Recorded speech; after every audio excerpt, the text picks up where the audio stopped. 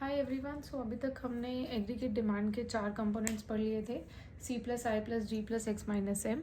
अगर आपने नहीं देखे हैं तो प्लीज़ मेरी शॉर्ट्स में देख लीजिए। अभी हम बात करेंगे टू सेक्टर इकोनॉमी के बारे में। एग्रीगेट डिमांड में टू सेक्टर इकोनॉमी में क्या कंपोनेंट्स होते हैं? तो पहला है only 2 components in two sector economy. 2 components के बारे में ही हम बात करते हैं।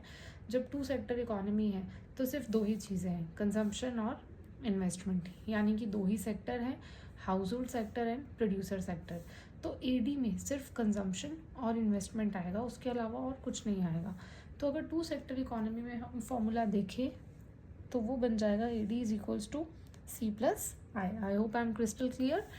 सो अभी तक सिर्फ 3 पॉइंट्स में मैंने यही आपको एक्सप्लेन किया कि एडी में यानी कि एग्रीगेट डिमांड में टू सेक्टर इकोनॉमी रहेगा, जिसमें कंजम्पशन और इन्वेस्टमेंट रहेगी, हाउस होल्ड सेक्टर और प्रोड्यूसर सेक्टर रहेगा। फॉर्मूला हो जाएगा सी plus I.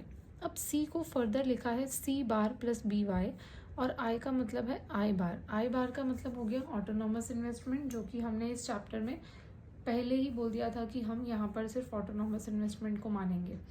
And C is equals to C bar plus B Y का मतलब है कि सी बार का मतलब है ऑटोनॉमस कंजम्पशन। ऑटोनॉमस कंजम्पशन का मतलब कि वो कंजम्पशन जो कि ज़ीरो लेवल ऑफ इनकम पर भी इंसान करता है। ऐसा नहीं है कि हमारी इनकम नहीं रहेगी, हमारी अगर जॉब चली जाती है तो हम कुछ खाएंगे ही नहीं, तो थोड़ा बहुत हमारा जो कंजम्पशन है वो तब भी रहेगा, तो ये हमेशा पॉजिटिव होता है। एंड सी वाई या बी वाई ये होता है dependence of consumption on income. और बाकी जैसे ही हम कुछ अर्न करने लगते हैं तो हमारी कंजम्पशन कैसे चेंज होती है, क्या क्या उसमें चेंज आता है, ये हम उसे बोलते हैं सी वाई या फिर बी वाई को। आई होप यहाँ तक क्लियर है। अब मैं आपको एक टेबल दिखाती हूँ, जो टेबल बहुत इंपॉर्टेंट है जब आपको इसको एक्सप्लेन करना है। आई hope I M visible. So first यहाँ पर है लेवल ऑफ इनकम। मैं ट्राई करती हूँ अगर थोड़ा जूम होता है तो। ओके, सो फर्स्ट है level of income. Level of income हम सबसे पहले स्टार्ट करते हैं ज़ीरो से, कि जब ज़ीरो लेवल ऑफ इनकम है उसके बाद हमने लिखा 50 हो गया, फिर वो 100, 200, 300, 400 एंड 500, ऐसे करते करते हम 500 तक चले गए।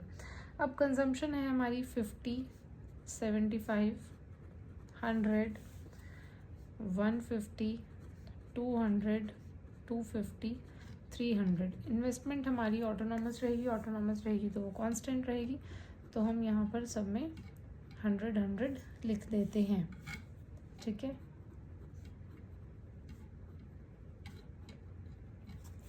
एडी निकल जाएगा सी प्लस आई, तो वो कैसे निकलेगा C प्लस आई, यानी कि 150, 175, 200,